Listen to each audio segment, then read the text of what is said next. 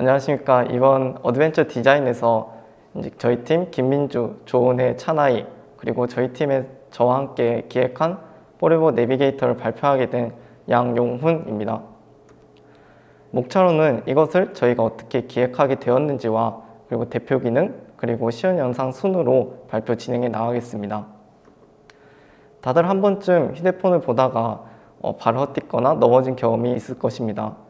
저희 팀도 이러한 경험을 서로 공유하고 이러한 사람들을 지칭하는 스무비라는 단어를 알게 되었습니다. 이러한 스무비라는 사람들의 관련 사고 수가 증가하고 있는데요.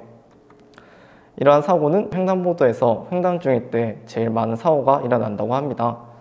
그래서 저희는 이 횡단보도의 상황을 미리 알려주면 어떨지 하고 이 포레버 내비게이터를 기획하게 되었습니다.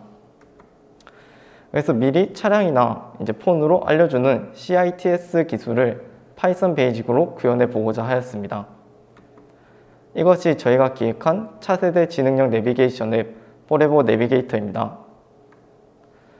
대표 기능으로는 공통적으로 신호등의 신호를 초 단위로 남은 시간을 알려주고 경고음과 디스플레이로 알림을 알려줍니다.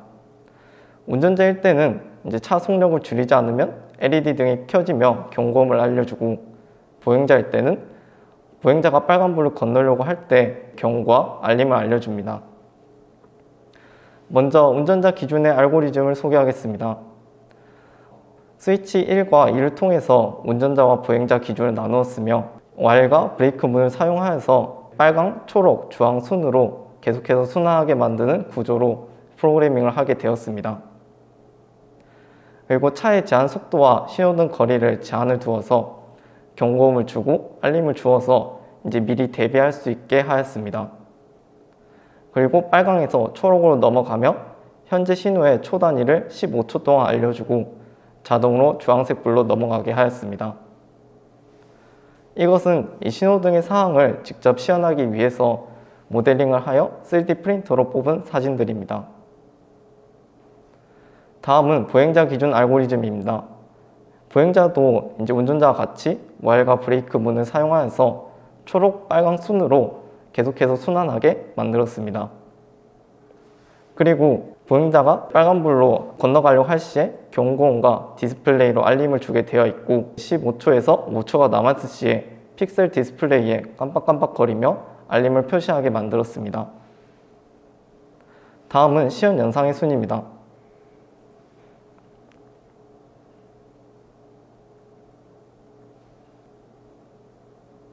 아까 보여준 3D 프린터의 모델링으로 직접 시연한 영상입니다.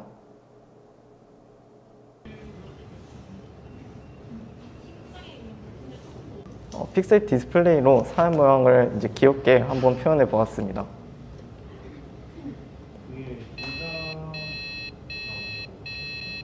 그리고 5초가 남았을 시에 경고음을 알려주며 5초가 지난 후에 자동으로 빨간불로 넘어가게 하였습니다. 빨간불 또한 15초가 지나간 후에 자동으로 초록색 불로 넘어가게 됩니다.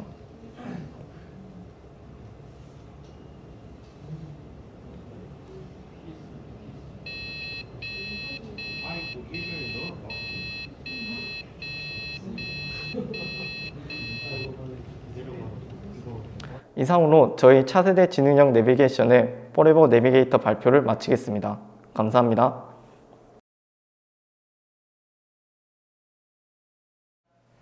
안녕하십니까. 경보 시스템에 대해 발표하는 A-3조 정지림입니다.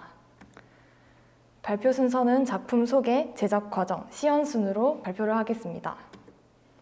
먼저 작품을 소개해드리기에 앞서서 저희가 이 작품을 만들게 된 경위에 대해 말씀드리겠습니다. 보통의 경보 시스템의 경우 화재나 가스 상황이 발생했을 경우 경보음이 울리고 보통 고정된 대피 경로를 따라서 대피를 하게 됩니다. 그 경로를 안내하게 되는데 만약에 안내하게 된 장소에 위험한 상황이나 화재가 발생했을 경우 대피에 용이하지 않을 수 있기 때문에 저희는 화재가 난 곳에 따라서 다른 대피 경로를 안내하는 시스템을 만들게 되었습니다. 네, 작품의 구성도입니다. 저희는 방과 거실에 화재가 났을 때를 가정을 하였고 또 가스 센서가 위치한 부엌으로 가정한 곳에 가스가 누출되는 상황까지 총 3가지 경우의 수를 생각하였습니다. 먼저 방에 화재가 발생했을 경우에 대피 경로 C와 대피 경로 B를 따라서 대피 경로를 안내합니다. 거실에 화재가 발생했을 경우에는 대피 경로 C와 대피 경로 A를 따라서 현관문 쪽으로 대피를 하게 됩니다. 그리고 가스가 누출되었을 경우와 화재가 발생하였을 경우 그 경보음이 조금 다르게 나서 그 상황을 분별할 수 있게 하는 기능을 넣었습니다. 제작 과정에 대하여 설명드리겠습니다. 먼저 저희가 사용한 부품들입니다. 온도를 감지하는 온도 센서, 가스를 감지하는 가스 감지 센서, 또 코딩을 하여서 여러 소자들을 움직이게 하는 아두이노, 그리고 스태핑 모터, 또 스태핑 모터를 움직이게 하는 모터 드라이버까지 사용하였습니다. 또 이 작품의 핵심 기능이죠. 대피 경로를 안내하는 LED 스트랩을 사용하였습니다. 또한 그냥 대피 경로를 안내할 뿐만 아니라 깜빡이는 기능까지 넣어서 그 깜빡이게 되는 순차적인 방향에 따라서 대피 경로 방향까지 안내하는 역할을 추가하였습니다. 브레드보드를 사용하여서 회로를 좀 더 단순하게 구성하였고, 서버 모터는 들창을 여닫는 기능을, 팬 모터는 환기 기능을, 피에조 스피커는 경보를 울리는 기능을 합니다. 보시는 것은 단순한 회로도입니다. 우측에 있는 온도 센서 2개와 가스 감지 센서가 각각의 상황을 감지하면 그 감지한 상황에 따라서 위쪽에 있는 LED와 스태핑 모터, 그리고 서버 모터와 경보기까지 각자 기능을 할 수 있도록 회로가 연결된 모습을 볼 수 있습니다. 코드에 대해서 간략하게 설명드리겠습니다. 저희는 상황을 아까 말씀드린 총 3가지 경우의 수와 아무것도 일어나지 않는 경우까지 총 4개의 경우의 수를 생각하였습니다. 그래서 코딩을 할 때 그 4가지 수를 각각 if문으로 구성을 하여서 작품 소자들이 작동할 수 있게끔 구성을 하였습니다. 하나 특징적인 부분이 있다면 LED 스트랩을 활용하기 위해서 컬러 와이프라는 함수를 별도로 작성을 하여서 제어를 할 수 있게 만들었다는 점입니다. 네, 도면에 대해 설명드리겠습니다. 오픈소스에 있는 정육면체 그 도면을 저희가 다운을 받아서 수정을 하였습니다. 그래서 여러 가지 벽체들을 구성하게끔, 또 창문이나 문도 이렇게 만들 수 있게끔 설계를 하여서 그것을 레이저 커팅을 하였습니다. 레이저 커팅을 해서 이것을 또 떼서 붙이고 조립을 하는 과정을 거쳤습니다. 보시는 것은 렉인 피니언의 도면입니다. 이 도면은 렉은 스태핑 모터에 꽂히고 피니언은 미닫이 창문에 붙어서 서로 맞물려서 돌아가는 기능을 하는데요. 이것이 미닫이 창문을 열고 닫게 하는 역할을 합니다. 저희는 이것을 3D 프린터로 인쇄를 하여서 만들었습니다. 완성품의 모습입니다. 앞쪽 제일 양 끝에 있는 것이 온도 센서인데요. 좌측에는 거실에 화재가 발생했을 때, 우측에는 방에 화재가 발생했을 때, 그리고 저 가운데 뒤쪽에 보이는 위로 살짝 튀어나와 있는 가스 감지 센서가 각각의 상황을 감지하고 벽면에 둘러져 있는 LED 스트랩이나 다른 부품들이 각자의 역할을 수행합니다. 네, 시연 영상을 보여드리겠습니다. 먼저 가스 누출이 감지된 상황입니다. 네, 창문이 다 열리고 팬모터가 돌아가는 것이 보입니다. 가스 수치가 줄어들면 다시 닫히고 멈추는 모습을 볼 수 있습니다. 네, 먼저 화재 발생한 상황 중에서 방해 화재가 발생했을 때입니다. 온도 감지 센서가 화재를 감지하면 서서히 온도가 올라가고 이제 이렇게 LED 스트랩이 탈출 경로를 안내하게 됩니다. 스태핑 모터와 연결된 미닫이 창문이 열리는 모습 또한 볼 수 있습니다. 경보음이 울리는 것도 들을 수 있습니다. 다시 온도가 내려가면 닫히고 멈추는 모습을 볼 수 있습니다. 다음은 화재가 거실에 일어났을 때의 상황입니다.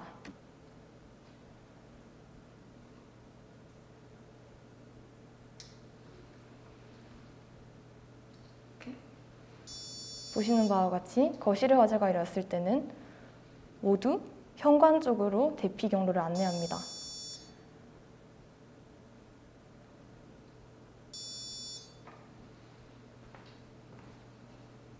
네, 이상으로 발표를 마치겠습니다. 감사합니다.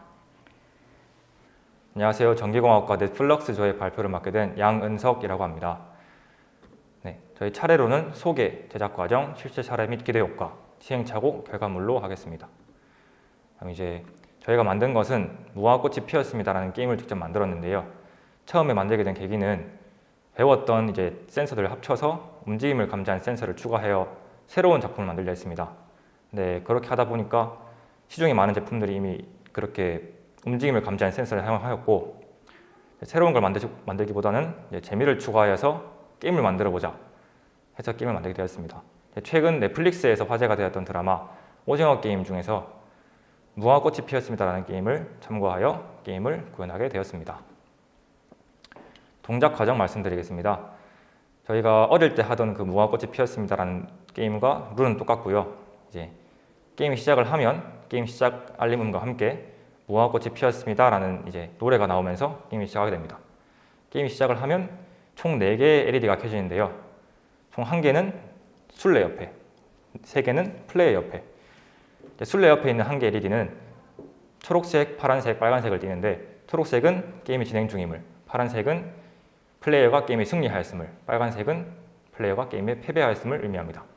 이제 나머지 플레이어 옆에 있는 3개의 LED는 그 플레이어가 게임을 진행 중인 상태인지, 게임이 끝났거나 탈락한 상태인지를 알려주는 LED입니다. 승리하게 되는 조건은 말 3개 중에 적어도 하나라도 결승점을 통과하고, 3개의 말이 모두 이제 게임이 끝났을 경우에 승리라고 판별을 하게 됩니다. 한 명도 이제 통과를 못하고 움직여 걸린 경우에는 이제 게임에 패배한 걸로 판명이 납니다.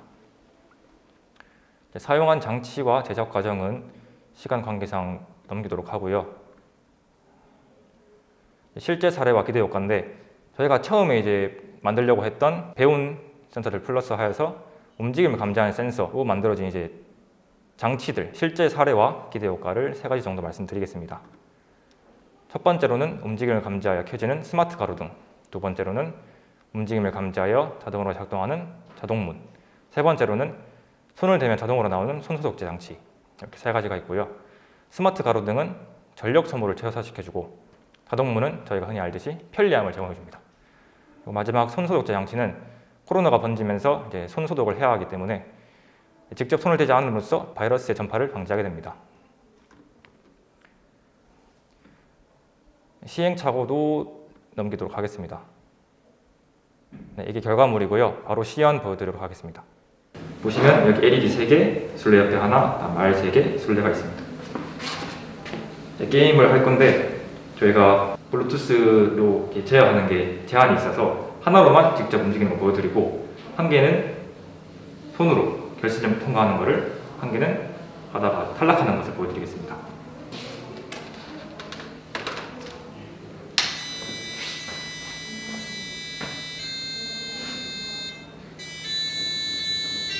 이렇게 블루투스로 직접 움직이는 거고요.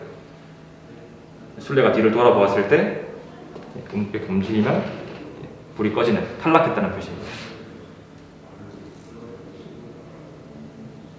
계속 움직여주시겠어요? 이렇게 해서 움직일 수 있고요. 이제 술래가 뒤를 안 돌아볼 때 결승점을 통과하게 되면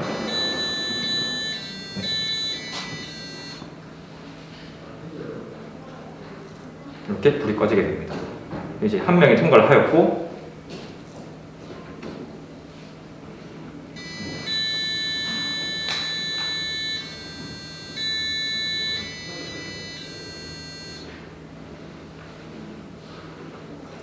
이렇게 3명의 플레이어가 모두 게임 진행 중 상태가 아니게 되면 게임이 승리하는 걸로 판명이 나게 됩니다.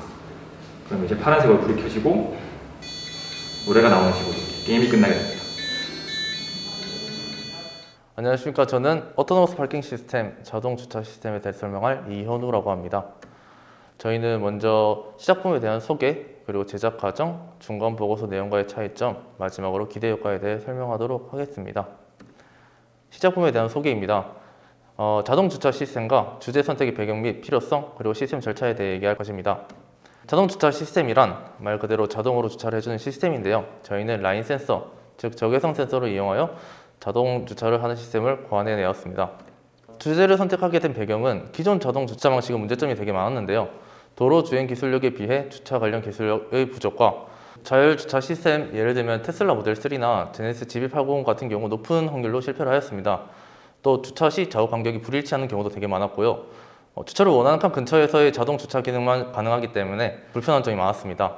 마지막으로 차 정지 위치에 따른 핸들을 꺾는 위치 변동이 되게 많았기 때문에 주차하는데 많은 시간 소모가 되는 문제점들이 있었습니다. 따라서 저희는 라인을 따라 주차하는 방식을 통해 주차 간격이나 차의 위치에 관계없이 주차 칸 중간의 라인을 따라 한 번에 주차하는 것을 고안해 내었습니다.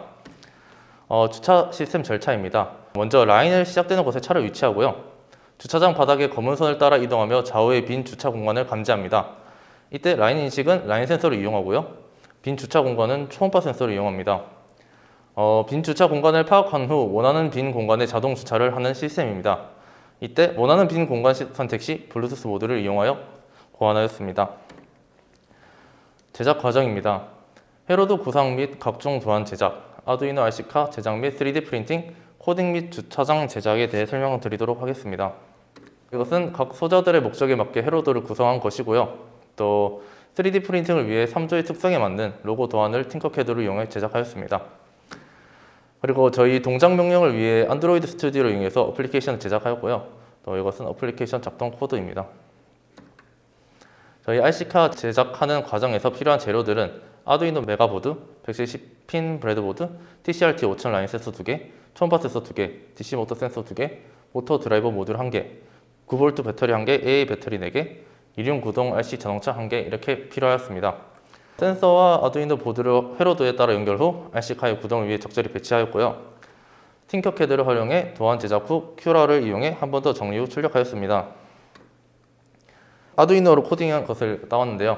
저희는 블루투스 모듈, 블루투스 컨트롤러, 라인 센서, 초음파 센서, DC 모터 등의 계획에 맞는 원활한 움직임을 위한 코딩을 하였습니다. 이것은 차가 인식하게 될 라인은 검정 테이프, 주차칸은 노란색 테이프를 이용해 지하 주차장을 구현해내었습니다. 공간 보고서의 내용과의 차이점에 대해 설명드리도록 하겠습니다. 처음에는 주차 시 순차적으로 빈 주차 공간을 차량을 인지 후 주차하는 방식으로 저희가 코딩을 하였는데요. 이제 실제 프로젝트 과정에서 빈 주차 공간 중 원하는 번호를 선택해 저희가 원하는 곳에 주차하도록 설계하였습니다. 이때 블루투스 기능을 추가해 원격으로 원하는 주차 공간을 지정해 주차 가능한 기능을 추가하였고요. 또 블루투스 컨트롤러 어플리케이션을 제작하여 주차를 할 수 없는 공간은 주차 공간 버튼이 사라지게 만들었습니다. 저희가 이걸 작업하면서 많은 시행착오들을 겪었었는데요. 먼저 중간 보고서에서 기획했던 후진 주차는 실제로 구현하려고 했으나 이륜 자동차의 한계로 이제 후진 주차를 구현하지 못하였고요. 또 블루투스를 이용한 자동차의 과정 중 배터리의 성능에 따라 설정하는 모터의 속도나 커브길을 돌 때 회전하는 속도도 저희가 따로 프로그래밍을 해줘야 돼서 이제 이 과정에서 많은 어려움을 겪었습니다. 마지막으로 라인 센서를 RC카에 부착하여 바닥에 부착된 라인을 인식시켜서 이제 RC 모터카로 움직이는 과정 중에 라인 센서가 검정색과 흰색 라인의 시리얼 값을 정확히 인지하지 못해 어려움을 많이 겪었었고요. 이것은 라인 센서를 바닥과의 높이 차이를 비교하여 올바르게 설정을 해서 시리얼 값을 인식할 수 있도록 라인 센서를 고정하였습니다. 마지막으로 기대 효과입니다. 주차장 무인하면은 무엇이 좋으냐 하면은 라인 센서를 이용한 자동 주차는 사람이 탑승하지 않고 주차장 자체 시스템으로 주차를 하는 것인데요. 이렇게 되면 주차장 내에 사람이 들어갈 필요가 없으므로 인명 피해가 매우 감소하게 됩니다. 또 기존의 자율 주차는 완벽한 주차에 어려움을 겪지만 라인 센서를 이용하면 훨씬 쉽고 완벽하게 주차가 가능합니다. 마지막으로 주차장 내 발레 파킹 혹은 주차 관리 인력이 필요하지 않아 인력 소모도 매우 감소가 될 수 있습니다. 이것은 매우 단순하지만 안전한 기술인데요. 현재 개발되어 있는 다른 자율주행 자동차는 주차 관련 기술력이 매우 낮습니다. 차량 주차 자체에 실패하는 경우도 빈번하고요. 주차를 하더라도 좌간격이 일정하지 않은 경우가 많습니다.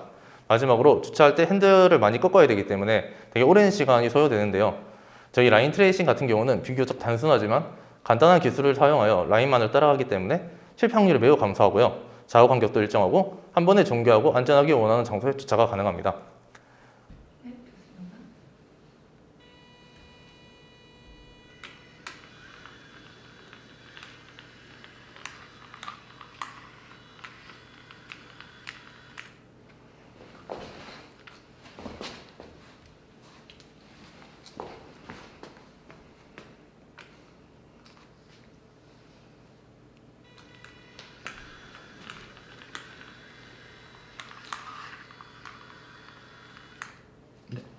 이상입니다. 안녕하십니까. 전기공학과 어드벤처 디자인 063 분반 1조의 발표를 맡은 신규린입니다. 저희 조의 작품인 미아 찾는 신발을 주제로 발표를 시작하겠습니다. 먼저 목차입니다. 미아 찾는 신발에 대한 간략한 소개를 하고 작품 시연 영상, 제작 과정, 발전 가능성까지 말씀드리겠습니다. 첫 번째로 제품에 대한 소개입니다. 저희 미아 찾는 신발은 GPS를 통해 미아의 위치를 추적하고 피해저 보저를 통해 소리로 미아를 쉽게 찾을 수 있고 이 기능을 블루투스를 통해 온오프할 수 있는 신발입니다. 기능은 총 3가지로 GPS 위치 추적 기능, 발걸음 소리 기능, 알람 기능입니다. 첫 번째 GPS 위치 추적 기능은 GPS 모듈을 통해 위치 정보를 수신받아 위치 추적을 할 수 있는 기능입니다. 두 번째 발걸음 소리 기능은 발걸음을 걸을 때마다 피해저 보저를 통해 뿅뿅 소리가 나는 기능입니다. 세 번째 알람 기능은 피해저 보저를 통해 외행 소리가 나도록 하는 기능입니다. 두 번째 발걸음 소리 기능과 달리 걷지 않아도 소리가 납니다. 세 기능 모두 블루투스를 이용하여 어플을 통해 기능을 온오프 할 수 있습니다. 각 기능에 따른 기대 효과입니다. 첫 번째 GPS 위치 추적 기능은 미아 발생 시 GPS로 미아의 위치를 실시간으로 추적할 수 있습니다.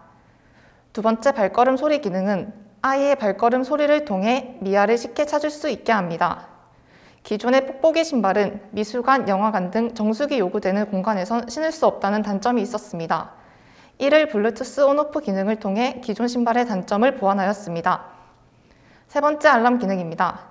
GPS의 오차와 실내에서는 GPS 신호가 잘 수신되지 않는다는 단점을 보완한 기능입니다. GPS의 오차로 인해 완전히 정확한 위치를 수신받지 못하더라도 알람 기능을 통해 소리로 위치를 파악할 수 있습니다. 실내에서 미아 발생 시 블루투스로 알람 기능을 온하여 실내 소리를 통해 미아를 쉽게 발견할 수 있습니다.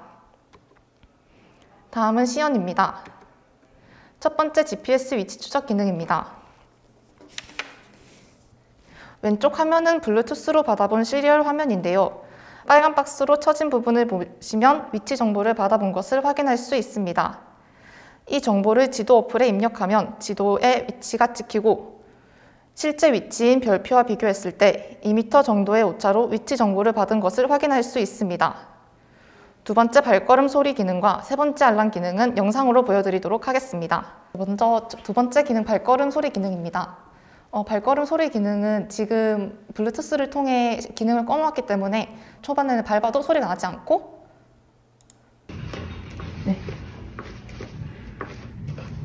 부즈 온을 입력해주면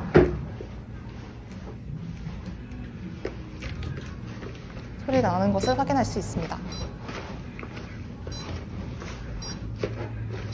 하고 그 다음 부즈 오프를 입력해주면 소리가 밟아도 나지 않습니다.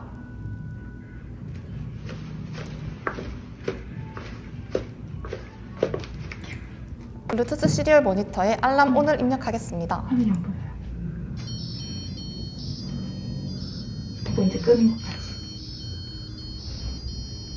바로 소리가 나는 것을 확인할 수 있고 알람 오프를 시리얼 모니터에 입력하면 소리가 나지 않습니다.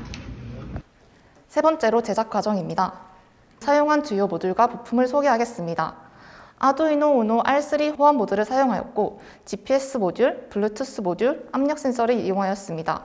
그리고 충전이 가능하도록 충전 가능 전원 공급기를 배터리에 연결해 주었습니다. GPS 위치 추적 기능의 코드 알고리즘에 대해 말씀드리겠습니다. 먼저 블루투스 시리얼 모니터에 GPS 온을 입력하면 GPS 추적이 시작됩니다. 이 상태에서 GPS 상태가 바뀌면 현재 GPS 위치와 시간을 출력하고 만약 GPS 신호가 약해 수신되지 않으면 GPS is weak을 출력합니다. 그리고 블루투스 시리얼 모니터에 GPS 오프를 입력하면 GPS 추적이 꺼집니다. 두 번째 발걸음 소리입니다. 블루투스 시리얼 모니터에 부즈 온을 입력하면 부저 기능이 켜집니다. 그 다음 압력 센서 입력 핀으로부터 40 이상의 아날로그 값이 입력되면 피해저 부저는 울립니다. 그리고 블루투스 시리얼 모니터에 부즈 오프를 입력하면 부저 기능은 꺼집니다. 세 번째 알람 기능입니다. 블루투스 시리얼 모니터에 알람 온을 입력하면 알람 기능이 켜지고 바로 피해저 부저가 울립니다. 그리고 블루투스 시리얼 모니터에 알람 어플을 입력하면 알람 기능은 꺼집니다. 제작 과정입니다. 첫 번째로 아두이노 보드에 GPS 모듈, 블루투스 모듈, 압력 센서, 피해조 부저, 배터리를 연결하여 회로를 구성합니다. 다음으로 아두이노 코드를 작성하여 아두이노에 업로딩 해줍니다. 이때 피해조 부저를 작동하게 하는 압력 센서의 입력의 기준값을 정하기 위하여 각각 30, 40, 55로 설정하여 실험을 진행하였습니다. 실험한 결과 40이 가장 적당하다는 결과를 얻어 기준값인 프레셔 TH는 40으로 설정하였습니다. 3D 프린팅을 통해 신발에 넣을 아두이노 보드와 부품을 담을 케이스를 제작합니다. 이 케이스 안에는 압력 센서를 제외한 모든 부품을 넣어줍니다. 다음으로 케이스를 넣기 위해 신발의 내부에서 밑창까지 케이스 크기의 내용물을 제거합니다. 다음으로 신발에 아두이노 케이스를 넣어주고 케이스 위로 깔창을 얹고 깔창 위에 압력 센서를 고정시킵니다. GPS 모듈은 따로 빼주어 신발 옆에 고정시켜주고 완성합니다. 마지막으로 발전 가능성입니다. 저희 미아 찾는 신발은 3가지의 발전 가능성을 확인하였습니다. 저희 제품은 GPS의 위치를 받고 그 위치를 따로 검색해야 한다는 불편한 점이 있었는데요. 수신받은 위치 정보를 바로 지도상에 찍어주는 어플을 개발하면 더욱 편리해질 수 있을 것입니다. 두 번째로 저희는 기존의 우노 보드와 핀이 있는 점퍼선을 사용해서 부피를 많이 차지했었는데요. 이것을 나노보드와 납땜으로 대체하면 실제로 아이 신발 사이즈로도 충분히 제작할 수 있을 것입니다. 마지막으로 체중이 신발에 가하는 압력을 앞전 소자를 통해 전원으로 이용할 수 있다면 충전이 불필요한 제품으로 만들 수 있을 것입니다. 즉 저희 미아 찾는 신발은 충전이 필요 없는 스마트 미아 찾는 신발로의 발전 가능성을 생각해 보았습니다. 이상으로 발표를 마치겠습니다. 감사합니다.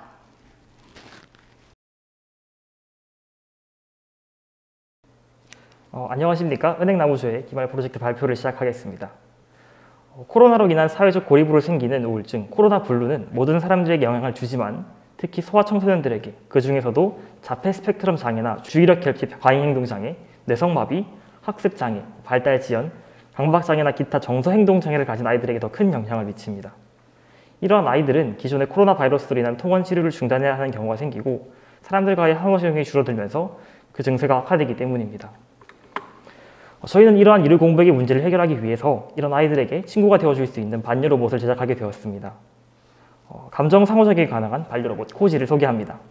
코지와 같은 로봇은 인간의 사교작용을 완벽하게 대신할 수는 없지만 자폐 어린이의 사회적 참여를 촉진하고 스트레스 수준을 낮추며 문제 행동을 줄일 수 있습니다. 수년 전 이슈가 되었던 일본의 강아지 로봇 아이보 2.0은 다양한 움직임을 보이고 인간과 상호작용할 수 있지만 그 가격이 200만 원 수준으로 일반 가정에서는 구입하기 어려운 가격입니다. 저희 팀은 어드밴스 대행 수업을 통해서 코로나 블루 또는 다양한 질병을 앓고 있는 사용자들에게 심리적 안정을 줄 수 있는 친구 같은 로봇을 만들고자 하였습니다. 버튼과 조도 센서, 무게 센서, 가속도 센서를 활용하여 인간의 코지와 상호작용하는 여러 상황을 파악하였고 이러한 구조들을 따라서 사람의 행동에 반응한 체계를 만들었습니다. 시스템 디자인은 다음과 같습니다. 간단한 시연을 통해서 소개해드리도록 하겠습니다. 박스를 2번 칠 때는 이렇게처럼 코지가 환한 표정을 짓고 음악이 나오고 귀가 2번 움직이는 모습을 통해서 코지의 감정을 표현합니다. 마찬가지로 코지의 손을 잡았을 때는 코지가 행복해하는 모습을 볼 수 있습니다. 이 외에도 코지는 여러 가지 다양한 감정 표현을 통해서 사용자들과 깊은 상호작용을 할 수 있습니다.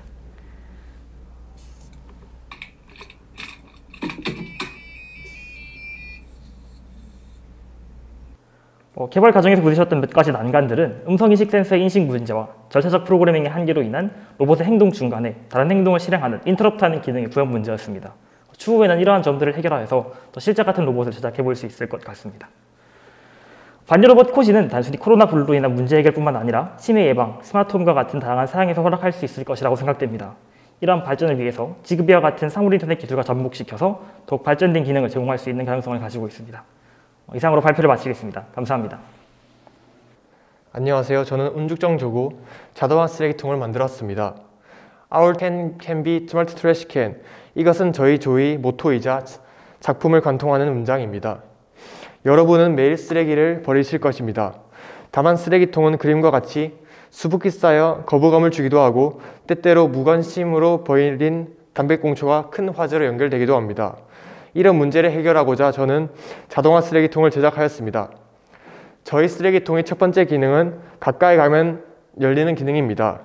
두 번째 기능은 쓰레기통이 얼마나 찼는지와 쓰레기통 안의 공기 품질이 어떤지에 대해서 LCD판과 앱에 나타내주는 기능입니다. 세 번째 기능으로 밤에 쓰레기통의 위치를 못 찾을 수도 있기 때문에 쓰레기통 옆에 있는 삼색 LED를 밤에 켜지도록 하는 기능입니다. 기능을 어떻게 구현하는지에 대해선 다음 슬라이드에서 자세히 설명해 드리도록 하겠습니다. 거리 센서와 PIR 센서를 이용해 가까이 다가가면 열리게 구현해놨습니다. 또한 조도 센서와 삼색 LED를 통해 어두울 때 삼색 LED가 켜지도록 하겠습니다. 그리고 쓰레기통 안의 거리 센서와 압력 센서를 이용해 쓰레기통이 얼마나 찼는지와 공기 품질 센서를 이용해 공기 품질을 측정하였습니다. 이 측정 값들을 UART 통신을 이용하여 LCD판과 컴퓨터에 전달하였습니다. 컴퓨터로 받아온 정보는 파이썬 코드를 통해 파이어베이스 리얼타임 베이스를 통해 앱에 정보를 전달하였습니다. 앱은 안드로이드 스튜디오를 통해 구현하였고 쓰레기가 가득 차거나 유해가스가 검출되면 알람이 오도록 하였습니다. 또한 시간 동기화를 위해서 파이썬에서 받은 시간 정보를 UART 통신을 통해 동기화시켰습니다. 디자인 개선과 쓰레기통을 자동으로 묶어주는 기능 등을 추가하면 더욱 멋진 쓰레기통으로 발전하리라고 예상합니다. 이상으로 운죽정 조이 발표를 마치겠습니다. 감사합니다. 그럼 지금부터 어드벤처 디자인 턴 프로젝트 최종 발표를 시작하겠습니다. 저희는 홈 가드닝 머신을 주제로 프로젝트를 진행한 아두이노 팀입니다. 저희는 아두이노를 통해 여러 장치를 제어하고 값을 받는 작업을 찾던 도중 홈 가드닝 머신을 알게 되었고 이를 주제로 채택하였습니다. 저희는 조도, 습도를 모니터링하여 이를 사전 설정 값과 차이를 비교해서 아두이노에서 조명과 펌프를 자동으로 제어함으로써 식물에게 필요한 값을 항상 일정량으로 유지하는 것을 목표로 두고 프로젝트를 진행하였습니다. 온도 센서, 습도 센서, 조도 센서를 이용해서 아두이노로 값을 읽어드리고 이를 PCB 릴레이 모듈을 통해서 펌프와 조명을 컨트롤하게 됩니다. 이 과정에서 사용자는 LCD 디스플레이어, 버튼, 가변 저항 등을 이용해서 이 과정을 제어할 수 있습니다.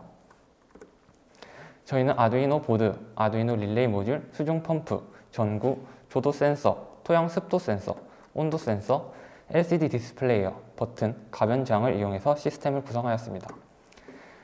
저희는 홈 가드닝 머신 외형을 3D 프린터로 디자인하여 제작하였습니다. 또한 저희는 조명은 220V의 전류에 그리고 펌프는 배터리에 연결하여 구현하였습니다. 저희는 크게 세 가지 모드를 구현하였습니다. 먼저 수동 모드입니다. 수동 모드는 자동 모드를 사용하지 않고 사용자가 직접 버튼을 이용해서 장치를 제어하는 모드입니다. 다음은 자동 모드로 사용자가 별도의 조작 없이 자동으로 장치가 제어되는 모드입니다. 마지막으로 설정 모드는 자동 모드에서 장치를 제어하기 위한 기준값을 설정하기 위한 모드입니다.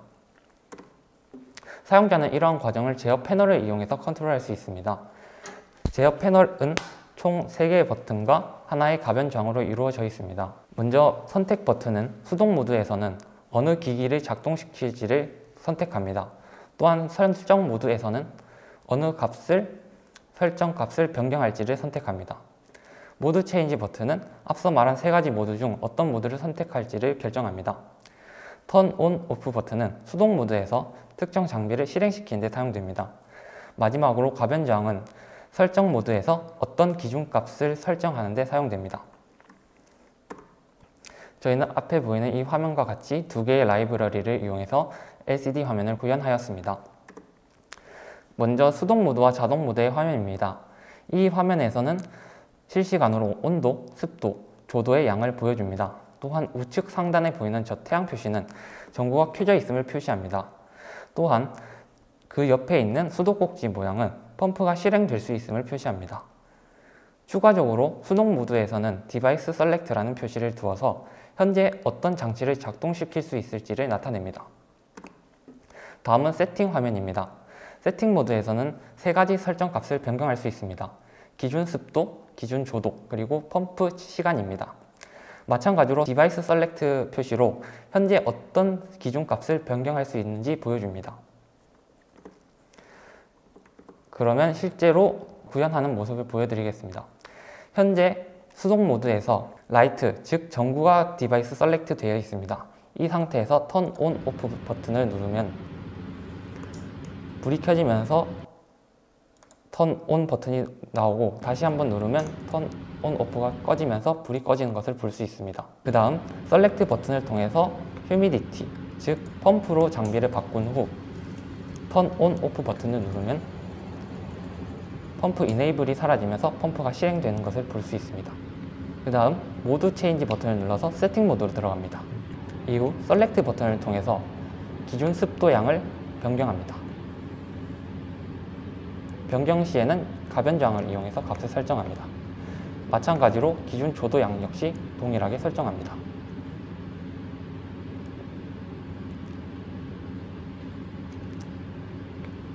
펌프 시간 역시 동일합니다.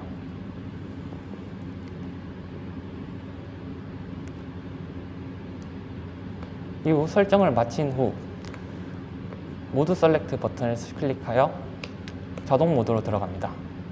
이 자동 모드에서 조도 센서가 어두워지면 불이 켜지고 밝아지면 불이 꺼지는 것을 볼 수 있습니다. 추가적으로 습도 센서가 잘 작동되는 것을 보여드리기 위해 동영상을 보여드리겠습니다. 현재 휴미디티, 즉 모터의 장치가 선택되어 있습니다. 이 상태에서 턴 온 오프 버튼을 눌러서 모터를 실행시키면 습도가 증가하는 것을 볼 수 있습니다. 이후 아두이노 블루투스 모듈이나 적외선 발열 조명 등을 이용해서 좀 더 장비를 보완할 수 있을 것으로 생각됩니다. 이상으로 발표를 마치겠습니다. 감사합니다. 네, 안녕하십니까. 색 추출 색연필을 고안한 민세대 팀입니다. 세상은 끊임없이 발전하고 있습니다. 세상이 발전함에 따라 문화예술도 함께 발전하고 있는데요. 그래서 문화예술에 대한 관심이 대중들이 커지면서 그것을 창작하고자 하는 욕구들도 커지고 있습니다. 기존의 색연필은 원하는 색상을 직접 골라 써야 하는 방식이기 때문에 생명이 있으신 분들이나 색채 감각이 부족하신 분들의 작품성은 그렇지 않은 사람들에 비해 작품성이 떨어질 수밖에 없습니다. 보통 사람들이 보는 세상은 이렇다면 생명인 사람들은 조금 다른 세상의 색을 보기 때문에 그럴 수밖에 없게 되는 것입니다. 따라서 생명인 사람들과 색채 감각이 부족한 사람들에게 정밀한 색채 분류의 필요성이 커지고 있습니다. 그래서 저희는 색 추출 색연필이라는 것을 만들었는데 간단하게 말씀드리면은 원하는 색을 추출해서 이에 해당하는 색의 값의 색연필을 들어 올려주는 방식인 것입니다. 컬러 감지 센서를 통해서 색의 값을 읽어드리고 색의 정보를 아두이노에 보내게 됩니다. 지금 이 전체가 마스터 회로고 마스터 회로에서 얻은 값을 블루투스를 통해서 슬레이브 회로로 정보를 보내게 됩니다. 그러면 슬레이브에서 아두이노의 컬러의 값을 RGB 코드로 바꿔서 스텝 모터와 서브 모터로 색연필을 그 값에 해당하는 것을 들어 올려주게 되는 것입니다. 컬러 감지 센서와 아두이노 나노 호환보드, 아두이노 우노, 스텝 모터, 서브 모터, 그리고 블루투스 모듈을 활용하였고 부가적인 걸로는 RGB LED와 버튼, 3D 디자인 부품들과 보조 배터리를 사용하였습니다. 이거는 지금 마스터 회로를 조금 더 자세히 나타낸 건데요. 여기 있는 버튼을 누르면은 동그라미 4개가 있는 게 컬러 감지 센서인데 요거를 통해서 색의 값을 읽어드립니다. 그러면 요것의 정보를 아두이노 나노로 보내게 되고 그 다음에 색의 값을 LED를 통해서 일단 1차적으로 비춰주게 됩니다. 그리고 블루투스를 이용해서 이 값을 정보를 전달합니다. 그러면은 슬레이브 회로에 블루투스를 통해서 값을 받게 되면은 그것을 RGB 코드로 변환해서 가장 가까운 값에 해당하는 것을 서브 모터를 이용해서 색연필을 이렇게 들어 올려주는 방식인 것입니다. RGB의 색 전체는 256의 3승의 개수가 있는데 이것의 모든 색의 색연필을 구비하는 것은 매우 어렵습니다. 그래서 저희는 64개를 생각했는데 8 곱하기 8의 정사각형 형태도 생각을 해봤습니다. 하지만 이 색깔을 배열했을 때 이게 심미적으로 별로 보기 좋지도 않았고 값을 찾는 것이 슬레이브 회로의 입장에서 16 곱하기 4의 형태로 하는 것이 더 찾기가 효율적이라고 판단하여서 4의 3승인 64개의 색연필을 16 곱하기 4의 형태로 배열하였습니다.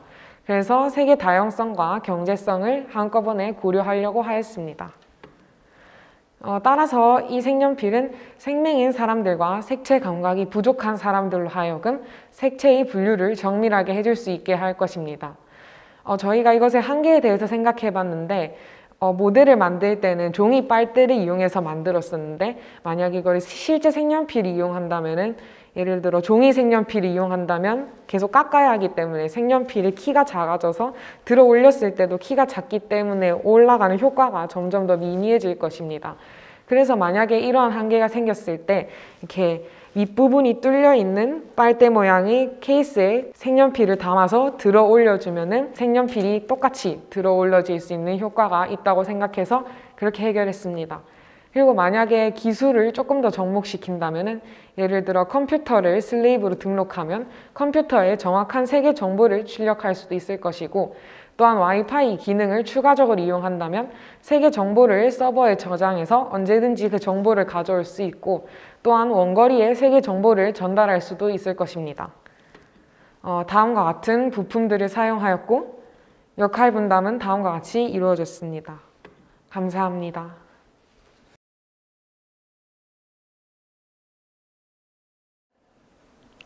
안녕하세요. 저는 어드벤처 디자인 팀 프로젝트 결과 발표를 맡은 재료공학부 조영서입니다. 발표 시작에 앞서서 이번 과제의 주제가 70% 이하의 밀도를 가지는 가장 단단하고 가벼운 격자 구조를 설계하는 것임을 말씀드립니다. 발표는 서론의 시작으로 문제 정의, 개념 설계, 상세 설계, 과제 후기 및 참고 문헌 순으로 진행하겠습니다. 첫 번째로 이번 과제의 필요성에 대해 말씀드리겠습니다. 대표적인 이동수단인 자동차를 만드는 과정에 있어서 중요하게 고려해야 할 점 중 하나는 자동차를 얼마나 가볍게 만들 수 있는가 하는 것입니다. 자동차가 가벼워지면 가속력과 제동력, 연비가 향상됨과 동시에 온실가스의 배출량을 감소시킬 수 있어서 이 부분은 중요하게 고려되어야 할 사항입니다. 그렇다면 자동차를 가볍게 만드는 방법에는 무엇이 있을까요? 바로 소재의 경량화입니다. 다시 말해 단단하지만 가벼운 소재를 사용하면 자동차를 가볍게 만들 수 있고 앞에서 언급한 이점을 얻을 수 있습니다. 이러한 내용을 볼 때 가벼우면서도 단단한 격자 구조의 개발이 얼마나 중요한 과제인지 알 수 있습니다. 이어서 문제 정의 과정에 대해서 말씀드리겠습니다. 저희 조는 1차, 2차로 총 2번의 계획회의를 실시했습니다. 1차 회의에서는 브레인스토밍 규칙에 따라서 각자 조사한 자료를 바탕으로 아이디어 회의를 진행했고 다이아 그리드 구조를 시작으로 중공형 원통 구조, 텐세 그리티와 트러스 구조를 접목시킨 격자 구조, 골질 구조, 그리고 미세 조직 모방 구조까지 총 5가지 아이디어가 나왔습니다. 화면의 사진은 저희 조에서 도출한 아이디어의 장단점을 마인드맵으로 나타낸 것입니다. 이렇게 정리한 자료를 바탕으로 2차 회의를 진행했습니다. 2차 회의를 진행하면서 1차 회의에서 채택된 두 아이디어의 한계점을 발견할 수 있었습니다. 각각 아이디어의 한계점에 대해 말씀드리자면 다이아 그리드 격자 구조 같은 경우에는 지진과 같이 수평 방향에서의 진동에 강한 구조이기 때문에 이번 과제에서는 적합하지 않은 것으로 결론 내렸습니다. 그리고 텐세 그리티와 트러스 구조를 접목시킨 격자 구조는 실의 장력을 이용하여 건물을 지지하는 구조인데 3D 프린터로 제작 시 플라스틱을 사용하기 때문에 이 구조의 장점을 살려 구현해내기에는 어려움이 있다고 판단하였습니다. 이로써 저희 조는 미세 조직 모방 구조 조사 중 찾은 자료를 바탕으로 격자 구조를 설계하기로 결정했습니다. 그리고 외부의 충격에도 형태가 변하지 않는 가장 안정한 격자 구조는 무엇인가로 문제를 정의했습니다. 다음으로 개념 설계 과정에 대해서 말씀드리겠습니다. 저희는 화면에 보이는 사진 속 격자 구조들을 안정성 인계지수 식에 대입하여 가장 강한 격자 구조를 선택 후 그 틀을 기초로 재설계하여 최종 격자 구조를 만들기로 계획했습니다. 안정성 인계지수에 대한 고찰과 설명은 PPT 화면을 참고해 주시기 바랍니다. 이번 과제의 주제는 압축 강도가 강한 격자 구조를 설계하는 것이므로 m의 값은 양수가 나오되 최대한 그 값이 크도록 격자 구조를 설계해야 했습니다. 또한 m의 값을 크게 하려면 조인트 하나에 붙는 스트러스를 늘려야 한다는 것을 고려하여 설계에 임했습니다. 안정성 인계지수 식을 격자 구조에 적용한 계산 과정은 상세 설계 파트에서 말씀드리겠습니다. 저희 조는 현실적 제한 조건으로 경제성, 안전성, 윤리성, 사회에 미치는 영향, 그리고 효율성을 고려하였습니다. 자세한 세부 내용은 PPT를 참고해 주시면 되겠습니다. 이로써 기존 격자 구조와의 차별성을 두었는데 그 방법으로는 기존에 알려진 여러 격자 구조들을 조합하여 스트러스를 유지시키고 겹치는 조인트 수를 늘렸으며 이를 통해서 압축 강도가 강하다는 뜻으로 맥스웰 안정성 인계지수가 상대적으로 높은 양수값이 됨을 확인하였습니다. 이로써 저희 조가 설계한 격자 구조는 화면의 그림과 같습니다. FCC 구조와 OCT 구조를 합쳐서 최종적인 단위 격자 구조를 설계하였습니다. 이어서 상세 설계 과정에 대해서 말씀드리겠습니다. 왼쪽 그림은 저희 조가 설계한 격자 구조를 단계적으로 나타낸 것입니다. 가운데의 단위 격자 구조에서 스트럿과 조인트의 개수를 세어보면 스트럿은 54개, 조인트는 15개였습니다. 따라서 B는 54, J는 15이므로 이를 맥스웰의 안정성 인계지수 식에 대입하여 계산하면 M은 15라는 결과값을 얻을 수 있습니다. 화면의 가장 오른쪽 사진과 비교해 볼 때 저희 조에서 설계한 단위 격자 구조가 안정성 인계지수 값 15로 기존의 격자 구조보다 훨씬 강한 압축 강도를 가짐을 확인할 수 있었습니다. 다음으로 3D 프린팅 시 PLA 필라멘트 소재의 밀도를 얼마로 설정하여 출력했는지에 대해서 논의한 과정을 말씀드리겠습니다. 저희 조는 단위 격자 구조가 25개인 격자 구조 한 층을 출력 후 무게를 측정하여 계산을 통해서 밀도를 결정하였습니다. 이때 최종 격자 구조의 제출물의 크기가 10의 3승 세제곱센티미터에서 6의 3승 세제곱센티미터로 변동사항이 있어서 비례식을 통해서 계산해 주었음을 말씀드립니다. 계산 과정은 PPT 내용을 참고해 주시기 바랍니다. 격자 구조의 밀도가 높을수록 더 튼튼한데 이번 과제의 조건이 70% 이하의 밀도를 가지는 격자 구조를 설계하는 것이었으므로 격자 구조가 최대로 가질 수 있는 밀도인 70%를 갖도록 소재의 출력 밀도를 결정했습니다. 다시 말해 저희 조는 PLA 필라멘트 소재의 출력 밀도를 46.75%로 조절하여 격자 구조의 밀도가 거의 70%가 되도록 설정하였습니다. 두 번째로 격자 구조의 밀도가 70% 이내여야 한다는 조건 내에서 최대로 가질 수 있는 격자 구조의 직경이 얼마였는지 논의한 과정에 대해 말씀드리겠습니다. 연결 부위인 조인트를 지름이 루트 2R인 9라고 하고 버팀대인 스트럿을 원래는 원기둥이지만 가로 세로가 R이고 높이가 K인 직육면체라 한 후 부피를 계산하는 과정을 식으로 나타내었습니다. 식은 화면에 나와 있는 것과 같습니다. 그 결과 격자 구조의 밀도 70%에서 스트럿의 길이 K가 1mm일 때 직경 R은 0.26mm로 스트럿의 길이 K와 직경 R은 4대1의 비를 가졌습니다. 저희 조가 설계한 격자 구조에서 스트럿의 길이 K는 10mm이므로 직경 R은 2.5mm가 되었고 이를 CAD 구형 과정에서 적용하였습니다. 최종 적층 구조는 사진을 참고해 주시기 바랍니다. 저희가 설계한 최종 격자 구조는 단위셀이 총 64개가 있는 형태였고 직경은 앞에서 언급한 계산 결과대로 2.5mm를 가졌습니다. 그리고 소재의 출력 밀도는 계산 결과에 따르면 46.75%였지만 큐라에서는 미세한 값까지 설정이 안 되어 가장 비슷한 값인 45%로 출력 밀도를 결정했습니다. 이로써 최종 격자 구조의 밀도는 거의 70%의 크기를 가졌습니다.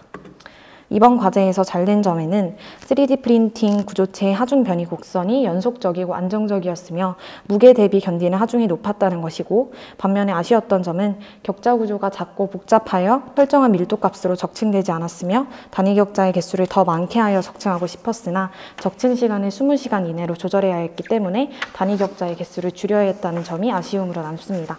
참고 문헌은 다음과 같습니다. 그럼 이상으로 팀 프로젝트 결과 발표를 마치겠습니다. 감사합니다. 안녕하십니까. 047분반 오조입니다. 이번 시간에 팀 프로젝트 성과를 발표하겠습니다. 주제는 달걀 낙하 실험으로 CAD 프로그램을 이용해 달걀 낙하 구조물을 설계하고 3D 프린터로 직접 출력해 달걀을 안전하게 낙하시키는 것입니다. 목차는 다음과 같습니다. 조언 역할은 다음과 같습니다. 이번 실험의 주된 공학적 요소는 일반 물리학에 있는 충격량입니다. 충격량은 힘에다가 시간 변화량을 곱한 것으로 운동량의 변화량과 같습니다. 우측 상단의 힘 시간 그래프를 보시면 충격량이 일정할 때 충돌 시간에 따라 충격력이 다르다는 것을 알 수 있습니다. 즉 달걀 낙하 구조물의 충돌 시간을 최대로 하면 충격력이 줄어들어 달걀이 살아남는다는 것입니다. 우리 조는 최대한 충돌 시간을 늘리는 방법을 적극 모색하였습니다. 프로젝트 중 발생한 문제점입니다. 1차 실험에서 모델 출력 하루 전 실험 참가 여부를 조원들한테 자문한 결과 조원들 일정이 각자 상의했습니다. 이 문제를 조장이 구조물을 직접 자택에 들고 가 조원들 대신 실험을 진행함으로써 해결하였습니다. 1번 모델을 출력하려고 계획을 잡던 중 조원들 간의 사소한 의견 충돌이 있었습니다. 밑바닥이 위로 가도록 출력해 외부 서포트를 안 세우는 대신 내부 충격 흡수를 하는 서포트를 세우자는 의견과 밑바닥을 밑으로 향하게 출력해 내부에 충격 흡수 서포트가 없더라도 외부 충격 흡수 서포트를 세우자는 의견 충돌이었습니다. 겉면 서포트와 내부 충격 흡수 서포트를 다 같이 세우자는 의견으로 통일하였고 2번 모델을 우선 출력하기로 하여 이 문제를 해결하였습니다. 12월 4일 구조물 출력 완료와 동시에 2차 실험을 진행했는데 1m 높이에서 달걀이 깨짐과 동시에 외부 날개 서포트가 완전히 부서지는 문제가 발생했습니다. 이 문제를 조장님과 20학번 김민석 군이 원형 구조물을 만들어 해결하였습니다. 마지막으로 3차 실험 구조물을 만드는 데 발생한 문제입니다. 갑작스럽게 예약제로 프린팅을 해야 했다는 것과 정해진 구조물 규격으로 20시간 이하로 출력을 해야 했습니다. 우리 조는 기존 구조물 높이를 줄여 출력하였고 출력을 완료한 당일에 실험을 진행하였습니다. 프레임 제작 결과입니다. 1번 모델입니다. 내부 모두 얇은 서포트를 넣어 충격 흡수율을 높였습니다. 형태는 벌집 구조, 즉 정육각형을 모티브로 하였습니다. 그 이유는 벌집 구조가 탁월한 충격 흡수 능력과 경제성을 가지고 있기 때문입니다. 내부 서포트는 낙하 실험 전 바깥쪽 서포트만 남겨 달걀이 들어갈 수 있도록 하였습니다. 2번 모델입니다. 다중 육각형 구조를 채택하여 충격을 연쇄 흡수할 수 있도록 설계하였습니다. 달걀 고정 장치는 임시 장치로 제일 중심에 있는 육각형이고 겉면에 뚫려 있는 구멍은 달걀을 고정하는 역할을 합니다. 마지막으로 3번 모델입니다. 어느 방향에서나 골고루 충격을 흡수할 수 있는 다중 원형 구조로 설계하였습니다. 내부 서포트는 낙하 실험 전 바깥쪽 서포트만 남겨 달걀이 들어갈 수 있도록 하였습니다. 예비 실험 결과입니다. 1번 모델입니다.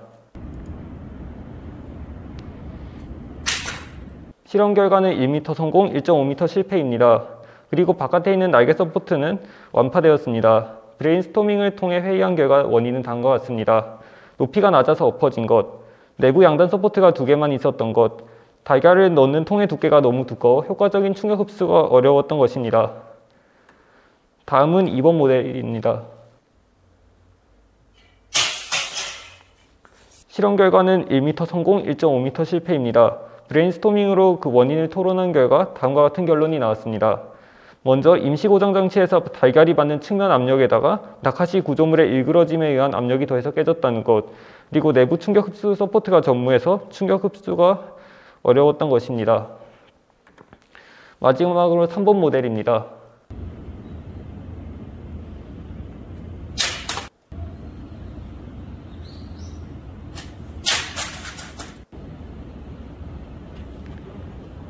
시작. 2m와 1.5m 낙하는 성공했지만 아쉽게도 2m는 실패했습니다. 실패 원인은 내부 달걀 통의 폭이 좁아 달걀이 받는 높은 측면 압력 때문이었습니다. 하지만 1.5m의 높이에서 낙하할 때 깨지지 않아 최종 프레임으로 선정하였습니다.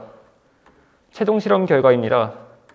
최종 실험에 앞서 최종 모델의 작은 원통 반지름을 5.2에서 5.8cm로 늘려 달걀 고정 능력을 유지하면서 달걀이 받는 측면 압력의 크기를 최대한 줄였습니다. 결과는 최종 성공 판정을 받았습니다. 우리 조는 성공적으로 프로젝트를 마무리하였습니다. 예비 실험 실패에 굴하지 않고 조장을 비롯해 전 조원들이 끝까지 성공이라는 목표 하나만 보고 끈질기게 고군분투했기에 성공할 수 있었습니다. 이상 발표 들어주셔서 진심으로 감사합니다.